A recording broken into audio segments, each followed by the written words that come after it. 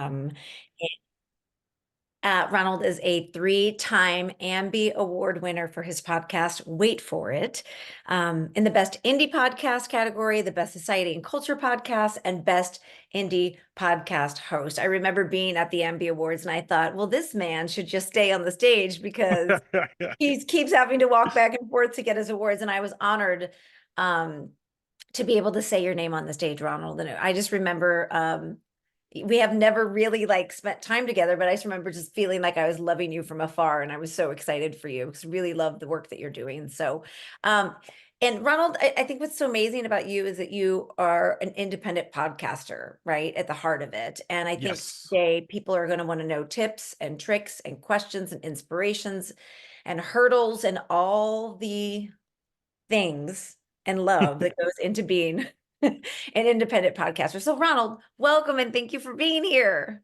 Thank you so much. I've been gushing to you about how much I'm excited to be here.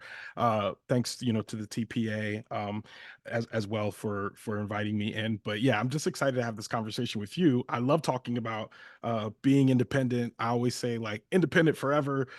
Even though there are a lot of great outlets and stuff out there, there's a lot of great places to go, like plenty of labels that you can take your podcast. But in being independent is like I love the scrappy upstart nature of podcasting and the fact that you can just start something from the ground up and find success. So I love talking about being independent. So I'm excited about this conversation. Okay, good. Well, we're going to dig in. So, listen, you're all here today. I'm so happy everybody's here. I don't see you, but I feel you. I can feel you. And the chat is open. So, we are going to be taking questions as they come organically. Bear with me because I have dyslexia and sometimes I get things wrong or say names wrong, which is funny that I decided to be an on-air host for a living. That's funny. I You do a remember. great job, Nikki. You do a great job. Thank you. I remember back in the day, I was reading teleprompter at a news station, and I said to my news director, I have dyslexia. And he goes, great choice for a career path. I was like, I know, if the words are coming in real time. Yeah. Oh my gosh. So something that I noticed because I did a deep dive on you, Ronald, because I obviously fell in love with you at the Ambie Awards and just the joy that you bring to independent podcasting because it can be a grind and it is really hard. But that's how it's what we got to do. Hmm. But so I did it after that. I did a dive on you actually before I knew I was going to be talking with you. So I was just genuinely interested in you. And there was a quote on your page. I don't know if you grabbed where you grabbed these quotes from or if you put them up there on they're like the little letters in the square. You're putting me on the spot because I'm like, which quote are you talking about? You're like, wait, hold on. I'll tell you the quote and then you can tell me if you want to take credit Okay. for it. Yeah. You don't need everyone to say yes, just the right Mm, people to say yes. And I think that's yes. really important. Is that yours? Yeah, no, I think technically it's mine, but I Yeah, would not claim it as an original. Like I don't right. think it's like it's a concept that I arrived at independently, but I think it would be like false to say that I am the one who Right. originated those words. Well, what I love is that it just taps into that feeling when we're starting something, Hmm. creating something, doing something independently.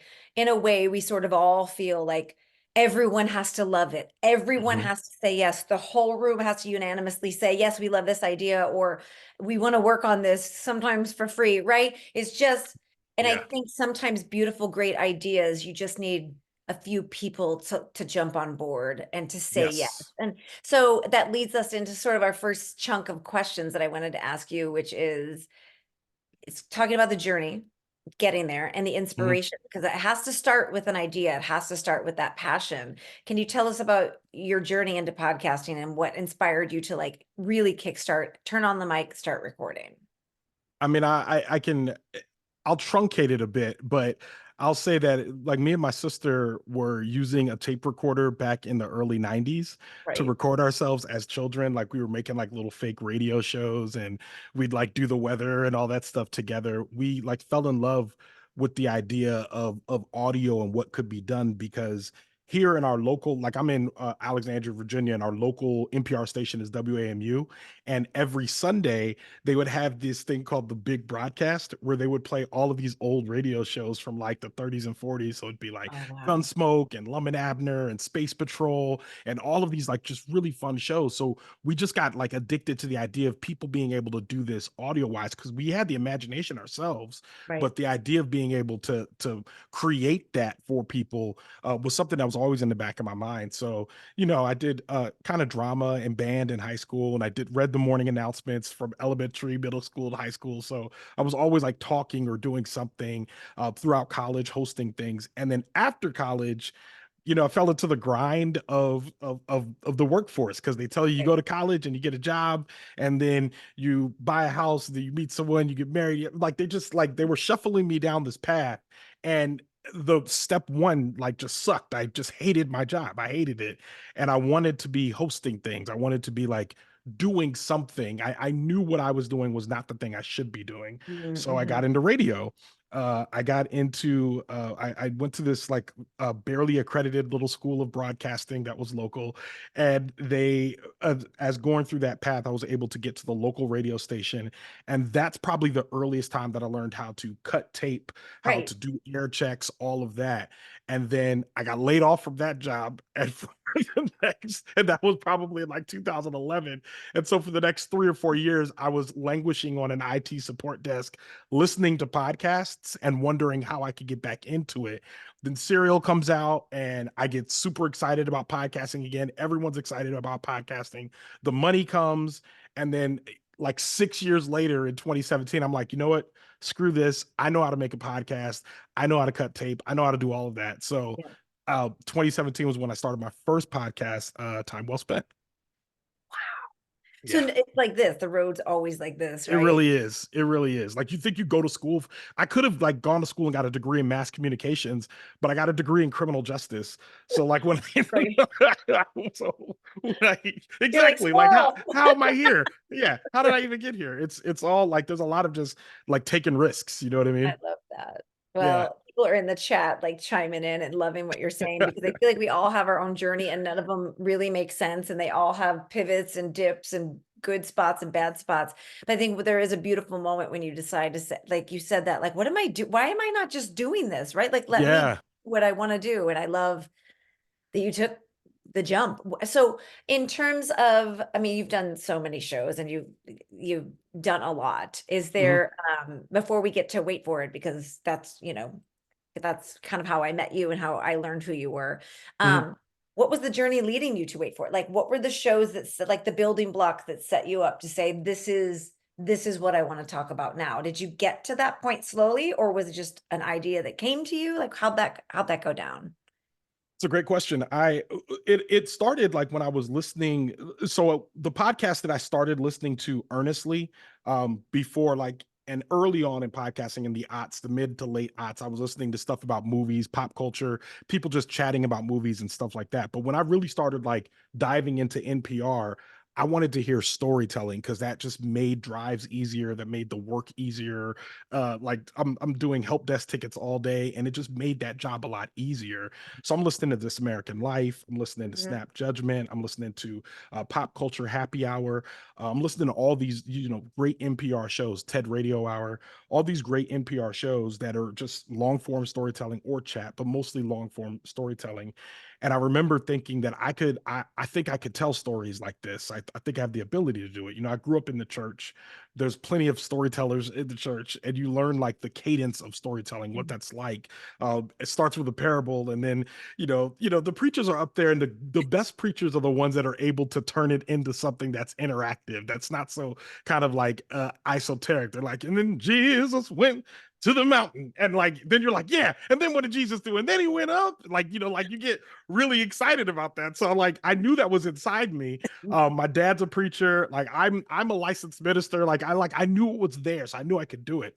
So I decided to take these storytelling classes in the local there's this local organization called Story District. So I started Oh, wow. practicing live storytelling. And I used that to make my first podcast, Time Well Spent, better. And Time Well Spent was kind of like, it was almost like a low level facsimile of This American Life, where I'm telling the stories from my own perspective and I'm teasing out the lessons as well. So Wow. to be honest, the first building block of Wait For It is Time Well Spent. If you go back and listen to that podcast, you can see that I was switching subjects every episode. I'm getting better at learning things like levels and music and all that stuff because it's all over the place in the beginning. But I'm learning all that stuff as I go.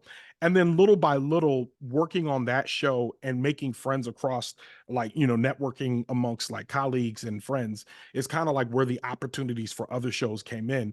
So by the time I got to Wait For It, anyone who's been listening to Time Well Spent from the beginning should have a good sense of what my voice is like, because that's kind of the original building block. Yeah. And then if you go back, if you listen to This American Life or Heavyweight or those shows, you're like, it comes from the same family of thinking of how to tell a story.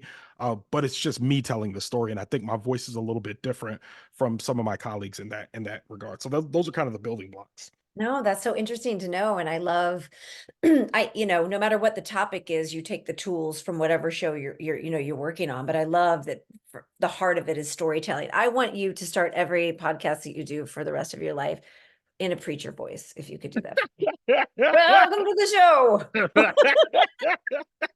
Everyone, This no is matter Wait what For you're talking. Yeah, and even wait for it. I'm Oh thinking my about it. We're God. bringing Oregon in. Yes, please, can we? And yeah, I would love that. And so let's talk about a little bit of, like, we got the inspiration of where your grind comes from. What about, I mean, I think what's interesting is when you find a topic and you're like, I want to talk about that. That's the Mhm, umbrella under which I'm going to do my show. mhm. How did Wait For It come to you? Where did you get that idea? I mean, I know you're dealing, we all dealing with health and wellness in our life, but what brought it down to like that topic for you? So I mean, I think this is like, I've been asked this question before, and typically there's like different versions of the answer I get, but I feel like the one that I've been settling on recently is just that we all think about weight. We all think about weight a lot. And I think what I'm finding, especially in the practice of doing this show, is that I've I've I've touched a nerve both for fat folks and for straight size folks, because everyone's thinking about it, but our existence and walking in life is a different experience for each of us, whatever that may mean. Like maybe there's some things that you have not experienced, but a straight size person and a fat person have oftentimes thought the same thoughts, Mhm. that's something that's interesting to me in doing this show, which is that I'm saying things and straight size people are like, oh yeah, I think that too. So I'm like, oh, so this isn't something that's just isolated to like fat folks thinking this. Right, right. So I really wanted to make a show. Back in 2021, I was working on a different show called Solvable, where we did interviews. I was the host of that show. And we did interviews with folks who were trying to solve problems in the world. And I pitched to them a body series. I said, hey, can we do a couple of episodes just talking about solving the body? What's that like? So we talked about fashion, we talked about food, and we talked about health at every size. And they were wildly popular episodes. I think we got like 20K more downloads for each of those episodes. So then I went back to those same folks and I was like, hey, I'd love to do another show. We should just talk about weight. It'll be narrative. And they were like, no. And I was like, a year later, I was like, look at me now, you losers. Never. But that was when the idea started to like kind of Yes. accept, where I'm just like, there's plenty of instances of us telling stories about weight in a very specific way. There's an episode of Death, Sex, and Money called The Weight of Love, which Mhm. predates Wait For It. I listened to that, and that was kind of like the proof of concept. I'm like, okay, so my show could definitely exist. This episode can exist. And then there was an episode of This American Life called Tell Me I'm Fat, which again, narrative, talking about Wow. like Yeah. pontificating about your own body. So I knew there was space for it. I just really had to just put it out there. And those were kind of like as I saw these proofs of concept existing in the wild, I was just like, all right, is there room for my story? And it felt like there was. Oh my God, I love this. It's so inspiring. It kind of reminds me, this goes back to your quotes, and not everybody has to be like, yeah, this is it, right? There's gonna be a lot, Yeah, and sometimes the no's can fuel you to be like, they okay, I do. hear you know, Yes. that's nice, that's cute. You think that. That's so cute. Your no. No. Yeah. Then it makes your yes even bigger. You're like, Yeah. I love Yeah. this. I love learning about you. People in the comments, I'd like to acknowledge that people are here. Everybody's chatting and saying that like they're loving the conversation. I love learning about you. Maxwell grew up in the church too. And people, Awesome. something you said, Stephanie said that let's see where Stephanie is, that storytelling. Oh no, Joyce, storytelling classes. Good idea. Yes. Go into a storytelling class. And you know what? I have not even thought of that as an option to like go and keep your chops, like keep them strong and start telling stories. I mean, there's a Yeah. story. You can find a story in anything in your life, right? Yeah, yeah, yeah. I think there's Yeah. also like I mean, recently what I've been thinking about is acting classes and improv classes Oh, because I'm really? like, yeah, well, I'm still trying to. I'm always trying to take like I'm trying to hone my skill. You know what I mean? I want to be able to do the best of. I want to be able to take as many different disciplines and apply them to being able to tell a story or host something in the most effective way. Yeah. And I feel like I have a lot of skills, but there's some things that I don't have the language for, or I don't know how to appropriately articulate it Uh-huh. uh, through my body or through like my vocal inflection or all of that. So I feel like I could still be getting better. So I'm always looking for an edge in that way. Amazing. I love this. That's inspiring me. I do want to tell you that when I decided to dive in and start listening to Wait for It, oddly enough, I chose to go to the grocery store at the same time I was listening to your show. Nice. So here I am at the grocery store buying food, Yeah. listening to you talk about the emotionality around food and how Yeah. we feel about what we eat and and how we feel about our bodies. And I was like, we just kind of go on autopilot, right? In our Yeah. lives, and Yeah. we do things and it made me really aware. And I started kind of looking at myself in the grocery store. Also, it's also really funny that we as humans just like walk to the grocery store, we buy Hmm. food. Like, Yeah. right? Like life is so easy for us. We're not It foraging, really we're is. not out there. It's so No, funny. you just go in Everything's there in and pick an it up. aisle. It's ready to go. Just pick it up, eat it, maybe cook it. But it was Yeah. just really interesting to have that perspective. And I was listening to you and I got lost in your voice. You have such a comforting, lovely, beautiful Thank voice. you. And the way you Thank you. make people feel when they're on your show is just so lovely. It felt like I was in my own little bubble in the grocery store. So now when Thank I go you. to the grocery store, I listen to you all the time. You're like a part of my weekly, you're like in my ear during the week when I shop. It's so cute. Thank you. That means a So lot. that's my little tradition with you. Little do you know it, you're with me a lot. That's incredible. Thank you. So when you sparked this idea to do Wait for It, Mhm. did you know, let's be honest, like, right, people are like, podcasts just don't magically happen. You have to come up with a formula with your intro and your outro and how you're going to cut to audio, how are you going to include your guest. It's never just, you just don't sit on a microphone and just magically create a podcast. We want people to think it's that and sounds Mhm. that easy. When you were thinking about Wait for It, how did you like, what were your building blocks to say, this is how I'm going to put the show together? This is how I'm going to execute this? Because I would love to know that. So I think for me, I could always imagine how I think something could sound. Back when I was doing Time Well Spent, I always had in my imagination how something I think could sound. I could imagine what the music should sound like. I could imagine like what I should be saying, what I need other people to be saying. So I could imagine that in my mind. Okay. And if you go back, it's like, and I don't want to answer every question. Go back to Time Well Spent and check that. No, but like if you do go back, you could see like where I was putting stuff together and given a direction like with editing or whatever, maybe it could have been even better. Like there was like I had the fundamentals that were kind of there, but I didn't exactly know how to like make it kind of push it across the finish line. When I got to wait for it, like a lot of the work that I'm doing was still like imagining a story in my mind Huh? and then understanding that the story really doesn't take shape until you get tape, until you go out and get an interview and start cutting your tape together. And not even cutting your tape. You're not even cutting yet. Listen back and seeing what you actually have. Right? Because Yes. in Yes. well, in a lot of ways, what people are finding is that like I was imposing my will on the tape early on. I was just saying, like, I don't care what the tape is saying. The story I wanted to tell is this. So I'm gonna cut the tape so that it fits this specific narrative no matter what. But when I got to wait for it, I really was letting the tape breathe Mm, and letting it like be the story that I tell, even if it was slightly different from the one that I thought I was telling. So that's step one. But the second step, honestly, is editing. I have a really good editor. Her name is Sarah Deely, and I come to her with a massive just garbage of an episode, and just like, and in the time well spent days, that was what would have gone to the audience. And you can hear episodes like that where you're just like, Ronald, this kind of thread goes nowhere. What happened? And Sarah comes in and says, Ronald, this thread goes nowhere. It's God. Like, Right. this story is stupid. It's God. You know what I mean? Like, and the shaping of the story actually happens there. And I Yeah. feel like, because I feel like now my biggest criticism, because I also like watch a lot of movies and television, is Mhm. or even listen to music, like, I could tell when someone didn't have an editor, when they thought that their idea was good enough. And I Right. just really think that even the people that we dub geniuses in society, Mhm. they need editors. They need someone Mhm. to be like, not that. Just, or like, even like, you think about like even putting on a good outfit and just showing it to one person. I'm saying like, you need a hat. That's Yes. editing.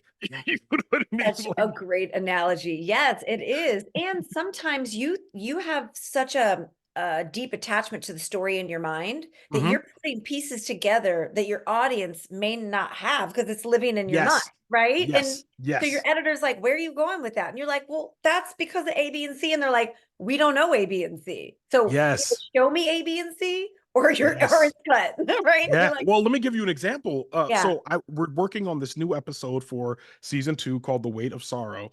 And I'm talking about kind of like my relationship with weight, and how, as my mother was dying, that she was losing weight. And so we're telling that story. And at one point, I start to talk about Chadwick Boseman and the fact that Chadwick Boseman lost a lot of weight before he died. And people didn't know that he was sick until after he died.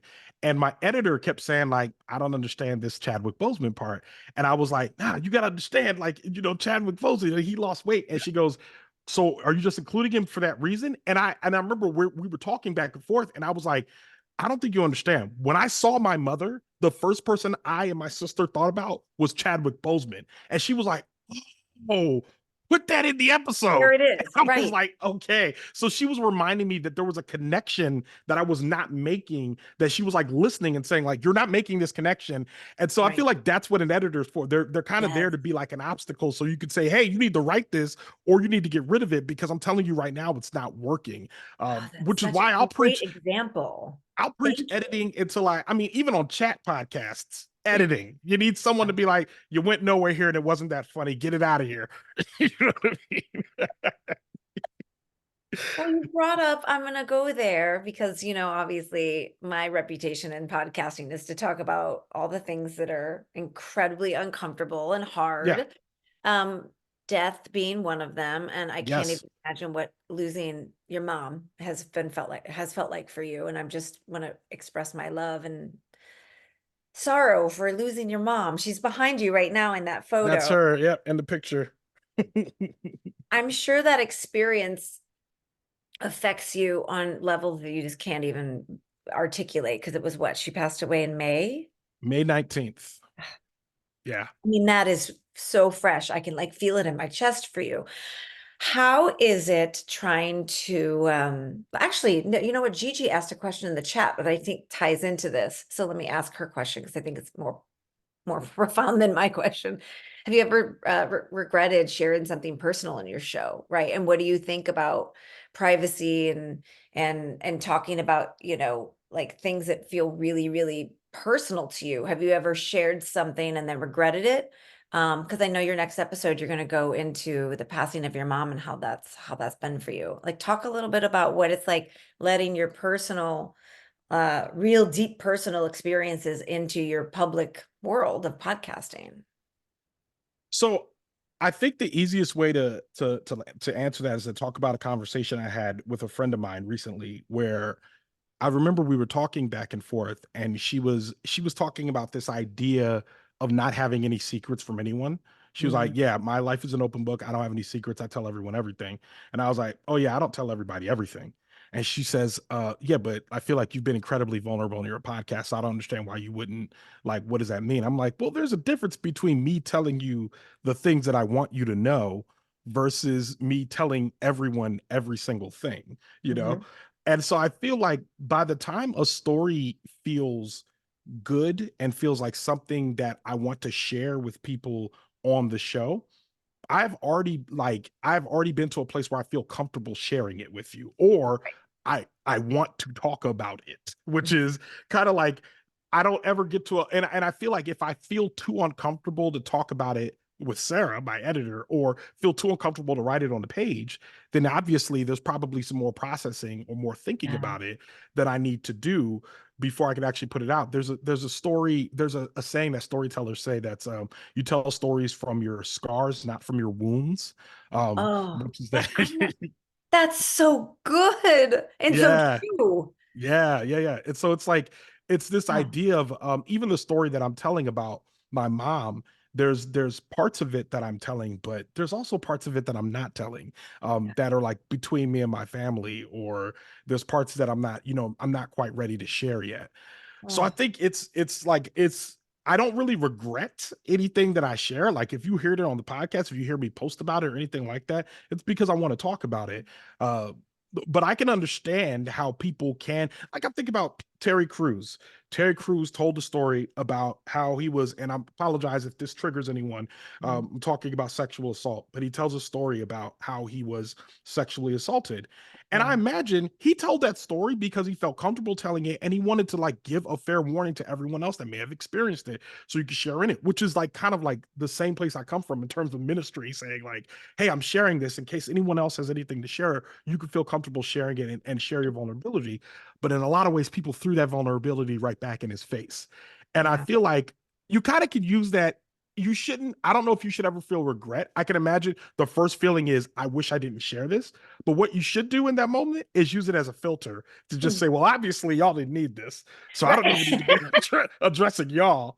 But there's a bunch of y'all that did need this. So that's my audience. And that's who I'll be talking to. When I put out Wait For It, I Yeah. remember one of my friends said to me, he says, he goes, Ronald, he goes, show's great. He's like, I mean, I see how you did it. That's not how I would have done it. And this is one of my best friends. And I wanted to be like, well, that's also why you don't have a podcast. So like it completely makes sense. Of course, that's not how you would have done it. But also, this is a friend who, like, I find out big things about him because he casually mentions them in conversation. Like, Right. yeah, man, I moved. You moved? What do you mean you moved? Like, this seems like something you tell people as it's happening. He's like, nah, I moved 6 months ago. 6 months ago? you know? So obviously we're different. So if you don't mind sharing it, if you feel open and like tell people about it, and when the regret comes, just remind yourself that there's a filter of Yeah. who needs and wants that information and who doesn't, and just That- pivot away from the people yeah. that don't want it, you know? That's great, great advice. And I love the quote, we tell our stories from scars, not our wounds. That I've Yeah. never heard that. And it's so true. But you're right. Because sometimes if you're in it and you're processing, you're a bit like a runaway train. That's how I felt Yes. before I was ready to share. Like there was something personally going on with me, and I didn't share it till almost a year later on a podcast because I had resolve, I had perspective, Hmm. I also had the strength and the Hmm. courage. I got rid of Yes. some shame that was attached Yes. to it, and there is something about sharing in the moment. But that, I mean, I'm gonna save that for my therapist. Right? Yes. Yeah, you're 100% like it's because there's some stuff that there's some stuff I have shared in the moment, but there was a relationship there. You know what I mean? Like there was some like even when things were going like immediately after my mom died or like when my mom was dying, I really only wanted to talk to other people who were in it. Like they were like their mothers had died, their fathers had died, or they understood like they had a sick parent. If you haven't had a sick parent or if you haven't had like a parent die, there's a language, or if you haven't been associated with loss in a very specific way, Mhm. there's a language that actually just quick side notes. Yeah, yeah, yeah. I've been rewatching Harry Potter. Shout out to Harry Potter. I know there's some issues with J.K. Rowling at times, but shout out to Harry Potter. But I will say there's this scene in the book where Harry all of a sudden sees that the horseless carriages are drawn by horses or like some version of a horse in the magical universe, which Luna Lovegood then says to him, basically the reason why you could see that is because you have experienced loss. Parents. Like you Got can't it. see it unless you that was a language that exists that I didn't even know existed until my mother died. All of a Absolutely. sudden, it was like there's these other people that are looking at me and saying one word things to me. And I'm like, yeah, nah, I get it. And I feel like those were the people I wanted to talk to the most because Mhm. there were things I could say that people who have not experienced loss maybe would not understand. You know what I Right. mean? Like Absolutely. angers and things that it's just hard to express to someone who just wants to say, "Oh man, that sucks. You'll feel better." Whereas other people are like, "Nah, this sucks, and it's going to stay sucky for a while." Ronald, strap in. Like I feel Like, like knowing yeah. where that sharing happens is good. Sorry, I'm I yapping love, now. no, are you kidding? We're all loving this right now. This is what we want from you, and this is what we're craving. It's like the work and the life, it all goes together, right? I want Yeah. to know what's going on in your life, and also it that feeds your work, and your work feeds your life. I do want to know with your sweet mom though, because I kind of like sense her around right now. It's so funny. I'm so Yeah. into woo-woo stuff, by the way. What's one thing that you learned from her death that surprised you? Oof, man. It's it's funny because there was one thing my mom said that kind of like I've been like kind of grappling with recently, which is that like, we're a family of faith, like very into church, all that. And my mom said something when she was dying that like I still think about now, which is that like she was just whispering things, like she'd like whisper Jesus and just be praying and stuff while we were with her. And she said, Ronald, she was sitting there, she goes, I didn't trust God. She was like, I fell into depression. And she just said it. And she was like, I didn't trust God. And I realized it was because when she got found out about her diagnosis, she was just like quiet for a while. She just was like, she didn't go back to the doctor. She was just like, she got scared. She was afraid. Um, and recently, like after my mom died, I fell into a depression. You know what I mean? Like I got really sad. And it made everything harder. Like it just felt like I couldn't do anything. I would get up and I would try and I just couldn't do anything. And it just hit me like a ton of bricks. Like it was like I was in the shower and it was yesterday, as a matter of fact, and I thought I was doing better. And I was in the shower and I remember my mom saying it again. She says, I didn't trust God. I fell into depression. And I started to pray and cry in a moment. And I was just like, yeah, God, it's the same thing is happening to me right now. Um, and it gave me a moment to take a pause and to say, I don't want to do the same thing my mom did, which was kind of like pause and kind of just like exist in fear for a moment. So instead, I just kind of like, I started to put in my heart that I need to press forward, no matter what. Like I need to press forward. I need to not be afraid. Because like, they say courage is acting in the face of fear. And I think when my mom was dying, and this is something I've grappled with for a while, is that like she's your mom. And like, when you have an adult in your life, when you have a parent in your life, like there's an invulnerability that is there. And when they come to the realization that their mortality is real, there's a depression and stuff that happens with them, and there's something that they begin to deal with that I can't solve for her. And those cases, it's hard for her to actually be my mom in those moments that I needed her to be, especially when she's grappling with this information. So I'd Right. say like the one thing I learned from my mom was courage, because even when she was afraid, there was times when she like figured it out and she was able to press forward. And even into death, like she was still singing songs and she was with us as long as she could be. And I think I learned more of that courage and being aware of what's happening to me in a way that maybe I did know. I don't know if I didn't, but knowing that my mom was facing that was really, really helpful for me. So I'd say that's what I learned, if that Oh, made any sense. it did make sense. So beautiful. I love you for being so vulnerable and open. And I love that we went from hysterically laughing to crying with each other. That's how we roll. That's how we Yeah, do it. that's welcome to the TPA. Exactly. Yes. People are like, what's happening? They're like, what is Oh, this? I I thought we love were it. talking about independent podcasting. Yeah. You know what? There's a version of you that existed before your mom passed, and now Yeah, there's a new version of you. That's what I yeah, said when my dad died. You yeah, don't ever get back to the version of you that was before that person. And what I did with that space that I was feeling within myself, and I talk about this a lot on my podcasting, is the space where grief is. Like you don't get grief unless there is a deep, deep pool of love. yeah, So grief really is love sort of kind of expressing itself. yeah, absolutely. And it doesn't really ever get easy.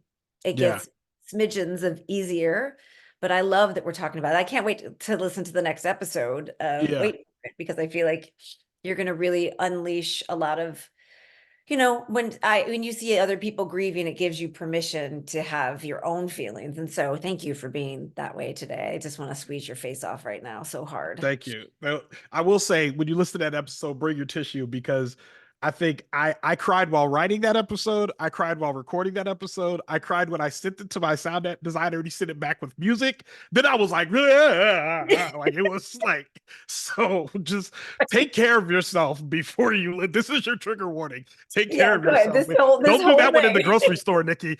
You want to do that one like in the car where you could just. Oh my God.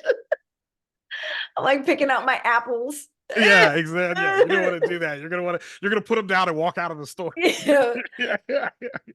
Oh, I just adore you for this conversation, which brings me like this kind of segues beautifully to the next. Like, I want to pick your brain about like creating the content, right? Mhm. Like, how do you choose your topics? Do you go, this is what's happening in my life, so I'm going to put it in to the show? Do you listen to feedback from your fans and people that love you? Or do you just go with like what's in Ronald's gut? Like, how do you pick your themes and topics for your show?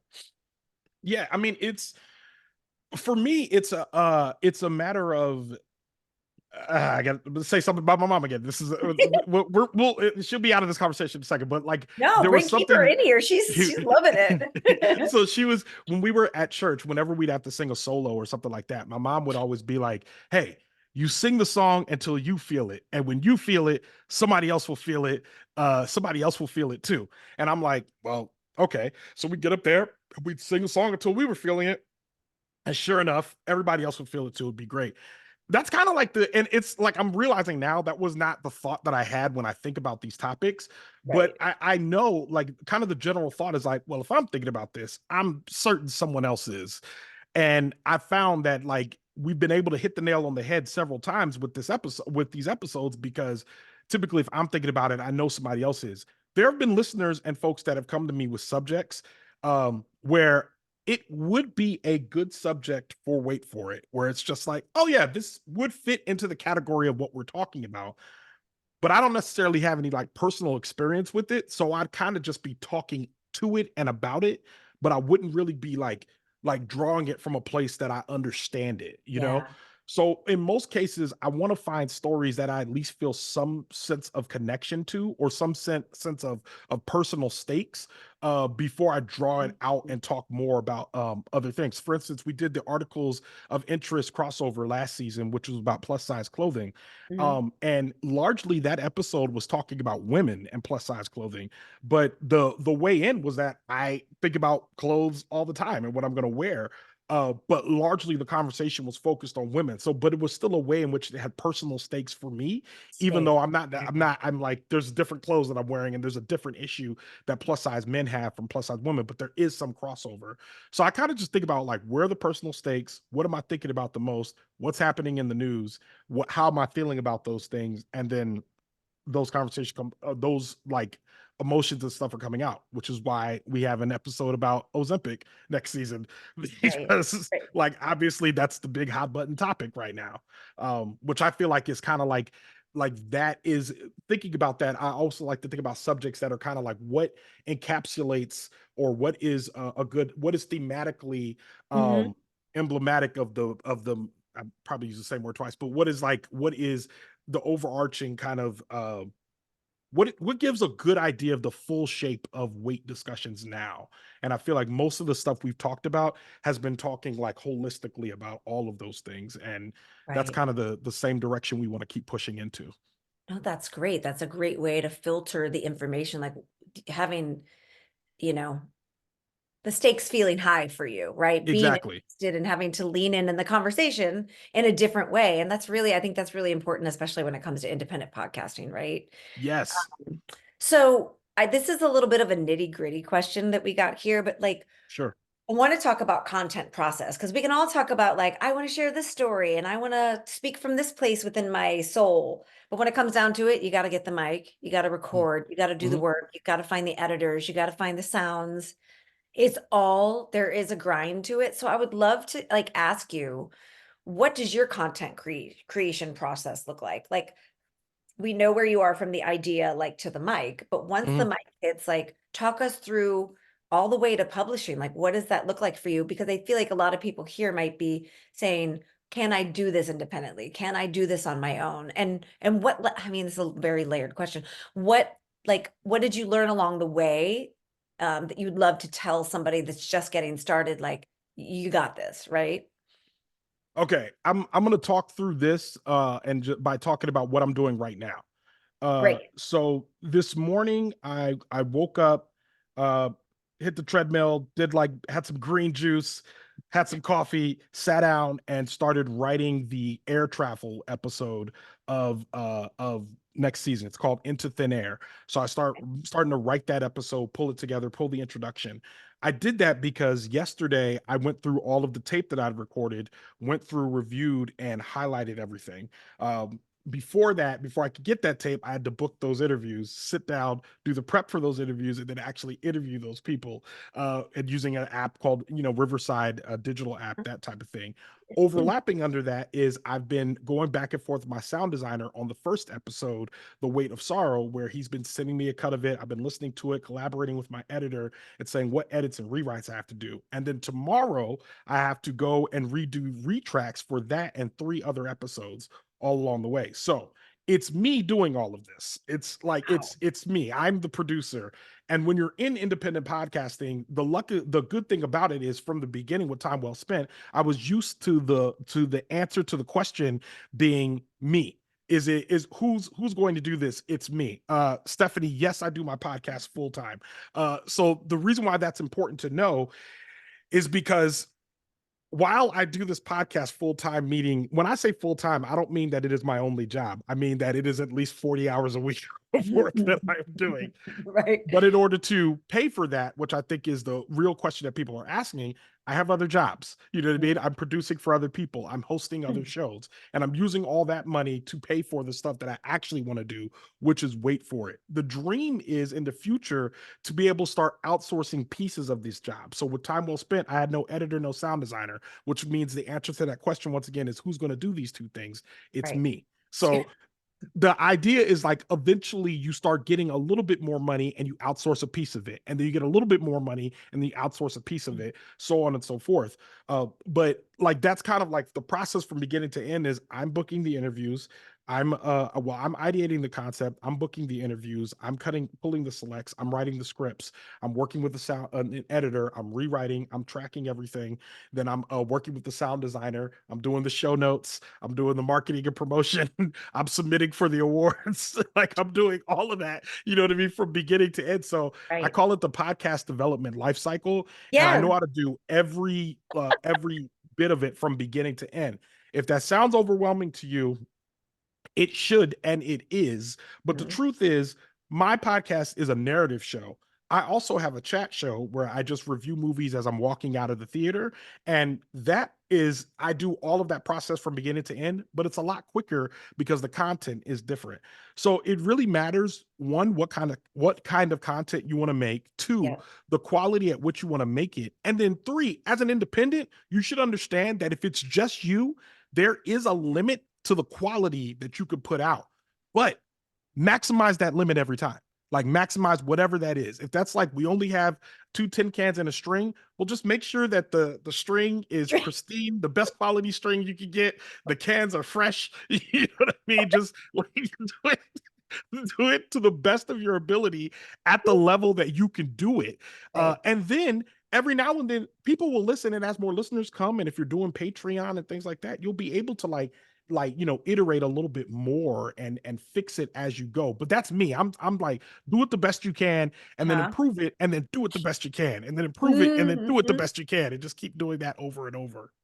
No, this is all very, very helpful. I feel like, speaking to the honesty and speaking to the reality of what it is, this hustle and what this grind is like. But that goes back to the stakes. Like you have to have, there has to be like, that has to be there for you in order for the grind to feel worth it, right? Because if you're talking Exactly. and dealing with something that you're like, I'm kind of interested in this topic, but it's trendy and it's trending Yes. and it's doing well Yes. out there and other, you have to find something that like fills up your heart because while your body is exhausted and tired and fatigued, your heart still has to be like filled with the content, which I know sounds a little airy fairy, but it's what helps keep the You're grind going. You're absolutely right, Nikki. Like honestly, yesterday I had to go through a bunch of tape and also assemble an episode of Leaving the Theater, which is my like movie review podcast. And I had to like really dig deep. And that means I had to take a couple of breaks and watch the Olympics to like recharge myself in order Right. to get back up here and get back to work, you know. But I think like having that understanding and breaking the work into chunks and setting realistic deadlines and knowing what Yeah. you need to do to meet those deadlines is the best path forward for There you any of go. us. That's really great advice. So I have a couple more questions and then I want to open it up to the chat room because I know they're dying to ask you some things. Sure. Let's get it back to the nitty-gritty part, right? So you publish your show, you get it up there, it's up, all your hard work is there. Mhm. How are we getting the audience, growing the audience, monetizing it so at least there's something happening and something coming in? Talk us through how you've done it and what you've learned along the way. So for me, I used to work in management consulting. I used to work for a company called Accenture, and I remember a lot of the principles that I learned there that were not working for me in a 9 to 5 are very effective for me doing this, which is networking. A lot of the strengths that I have to do with self promotion and networking. Let me say one thing about both of them. Well, a couple things Okay. about both of those. One, there's a lot of people out there that feel funny promoting themselves. And the truth is, you got to get over that. You really got to get over that Right. because nobody, like, there's some people that are like way narcissistic and a lot more, it's a lot easier for them to talk about themselves than others. But the point is, if you have a product that you think is good, if you have a show that you think is good, you have to be able to talk about it, tell other people about it, and get them like see the return. Like, I'll tell Mhm. 10 people about my podcast, one person will listen, and I want to retain that one listener. Right, You know right. what I mean? So Yeah. how can I make sure I'm retaining that one listener? I'm doing it the best I can. I'm improving it and doing it the best I can over and over again. So that's one. You can't be afraid to promote yourself. You can't be afraid to talk about your podcast. And then the second part is you find collaborators out there. You find your colleagues. Like I remember it was in 2018 that I was like, okay, I've been doing time well spent for a while. I don't have any colleagues. I don't have any collaborators. I need to find them. And that's when I was like, I got to go to a podcast conference. And the first one I was looking at was Podcast Movement, because it was around then. And what I ended up going to, the first conference was called Third Coast, which was a smaller conference. It was 800 people, but all of those people were people that I had been listening to for years. Oh, You know, wow. people that like Yeah. stories from This American Life, from NPR, just highly respected colleagues. So I got in there and I had business cards that if I had one, I'd show it to you. I had business cards that were modeled after Adele's face because Adele has that face on 25 where she does that. So I have business cards of me doing that. If I find one, I'll show it to you of just me doing that. And that was the business card. One side was that, the other side was time well spent, all that stuff on the back. Yeah. And I'm just like, hey, how's it going? I have them, my hand is on my business cards in my pocket. I'm meeting people. Hey, how's it going? And at conferences, everyone's ready to meet. So I'm like passing out cards, talking to folks, handing it out to people as much as possible. The next time I went to a conference, I had business cards and stickers. So I'm like, people love stickers. They don't care what's on it. Like, here's stickers, like, and passing out business cards. If you see me out in public at an event, like even at when I was at the Ambies, I had stickers and I was Yeah. passing them out. Like, I had business cards, I'm passing them out. Like, there's never a level that I'll get to where I will Right. not be trying to say, hey, this is the Yeah. it's Big Ron brand. Like, you should get into it. So those are my two like secret weapons: is self-promotion and networking. And networking, just one quick thing about networking is not what you can get from someone, it is what you can offer to someone. Like, that is Mm, the true bit of networking. If you see someone's process and you're saying, I can help you with this, that is true networking, because I feel like that's that's when we're beautiful. actually building the community and actually turning it into something, as opposed to being extracted from the community in the ways that people look into a room and say, what can these people do for me? No, you say, what can I do for these people? And that's That's when you're such really a truly beautiful way. networking. I just got the chills. I love that. Oh, that's so good. Yeah. Yeah, because when someone wants something from you, you can smell that a mile away. You're like, Yes. you're like, uh. It's Yeah. collaborative community. So I could do this all day with you, by the way. I think we No, should this do has been a great. podcast Yeah. together. When can we do a podcast together is what Whenever I you want, Nikki, I'm available. so Let's we've pitch it. got some, I know, right? Yeah, we'll pitch it and we'll work for free. I'm just kidding. I'm just kidding. No, I'm not. No, no, no. Listen, They'll I pay have us. yeah, somebody's gonna pay us. We've got Ambies. Yeah, exactly. You've That's an got Emmy, right? three. I'm looking at an Emmy, I Well, feel I like. have an yes, Yeah, get out of here. but listen, Yeah, that guy there, you got three. Where that's are true. your Ambies? Why aren't you showing them off gratuitously like I Because am? I have no shelf back here. They're downstairs on my plant shelf with my plants so they can We grow. have right. So they can I'm like, why is yours 25 inches tall?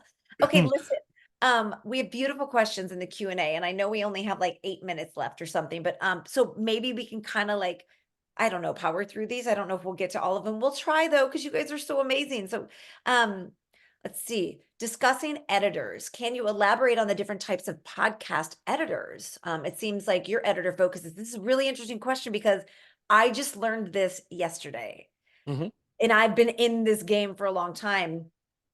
Can you share more about the process, like an editor that focuses on storytelling versus an editor that's just in there doing the nitty gritty? Because this is really interesting in podcasting. So there's what I have is a story editor. Right. I distinguish the words by saying whenever you hear Ronald talk about editing, he is talking about story editing. Whenever you hear me talk about tape cutting, I'm talking about the actual cutting of the tape, which is totally different. And then there's mixing and sound design, and that's Right. when someone is actually leveling out everything and putting in music, composing that type of thing.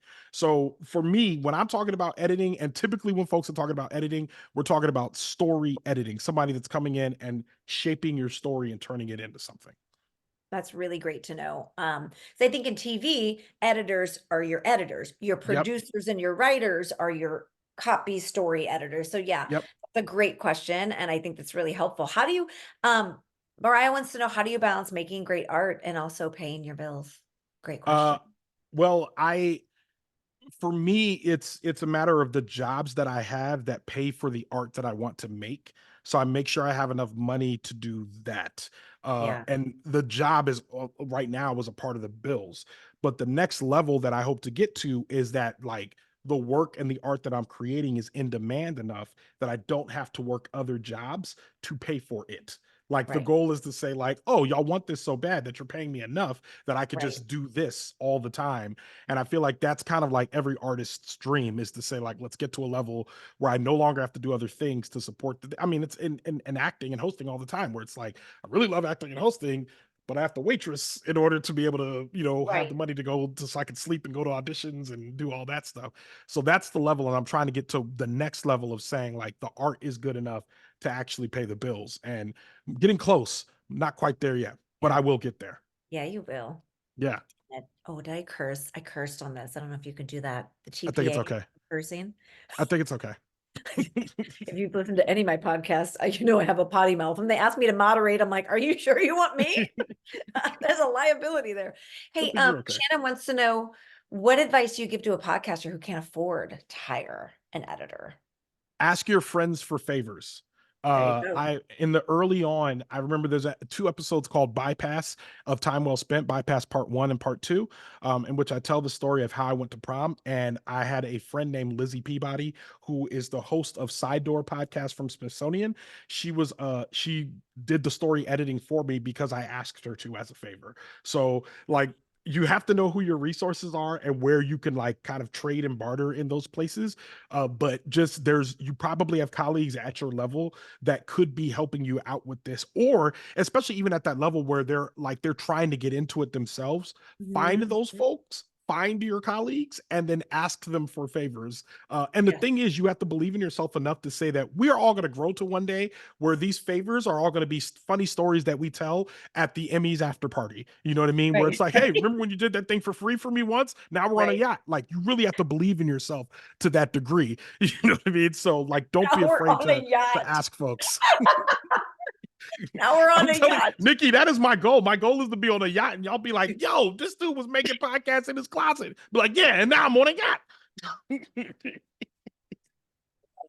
That's the name of our podcast. Yeah. Now I'm on a yacht. Now I'm on a yacht. We're in it. You said Okay, no, and now I'm on great. a yacht. Yeah, exactly.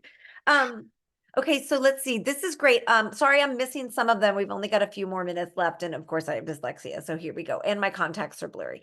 All Um, good. uh, how long into your podcast journey did you start to outsource the sound design and the editing? This is a great question because you do it all yourself. And then at what point do you say, I'm gonna ask somebody to do it, or I've got just enough money to at least throw them, something to do that work? How did you balance that out and find that? One, Latrice, you're invited to be on the yacht. Two, the it's kind of instinctual because like there were episodes of Time Well Spent where I knew I needed editing. Yeah, And that's when I asked for an editor. And then there were times in which again I was working full time as an IT consultant. So I was like I was like funneling a lot of my money into the podcast. So okay. I was using extra money I had to like get a sound designer to edit this for me, to pay for that or whatever. In an instance that you can't, I went to YouTube University, which is just you Google it, you find it on YouTube, and you Yep, find a way to like make it sound as best as it possibly can with the resources that you have. If you can do that, then you don't necessarily have to worry about outsourcing those tasks. So, that's and I great. just want to be clear, I think like a lot of people like they talk about the level that I'm at now. I do not feel like I have made it. I have not bought a house. This is an apartment. Like, you know what I mean? Like, this is not like all of this stuff has to do with just being industrious. And likely, if you are in this webinar, you are an industrious person. So Mhm. avail yourself of every resource you have. Send cold emails, Yep, Google everything. Now there's AI. Use the AI. Use every advantage that you have when you don't have the money to do the thing that you want to do. I love that. I mean, dying for sex wouldn't be, it would have never happened if I wouldn't have sent a cold email. A You cold got to do it. You And got then to, I and I'm sure followed up somebody looked at three the email and was times. like, Nikki Boyer. Yep. Right? Like, the Nikki Boyer? Yes, yes, yes. It was a cold email and then a Yeah, follow-up and then a follow-up and then, hey, did you get the email? yes, And my one little piece of advice before we wrap up is I never heard back. And so I thought, do I be the squeaky wheel? Do I be the annoying person? Always. The answer is yes, yes. Because you know what? Those first three email or the first two emails somehow were not received. yeah, Stuff does happen in the universe. Technology does have missteps.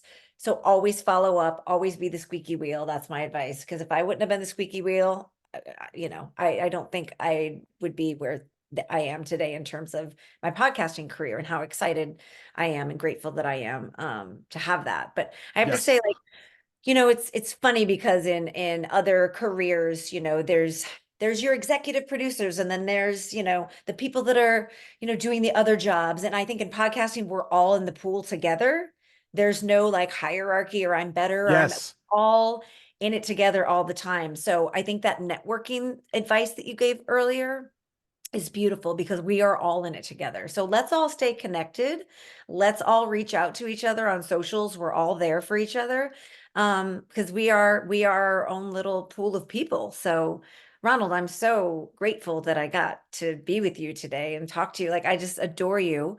And I want to thank acknowledge you. your mom and the beautiful lesson that she gave of courage because we could all use that lesson. And Yes. I just want to say thank you. Is there anything that you want to say before we wrap up today and any final thoughts? Nikki, thank you so much for being so gracious as a host and asking great questions. Thank you to the audience for all asking great questions. I love talking about this stuff.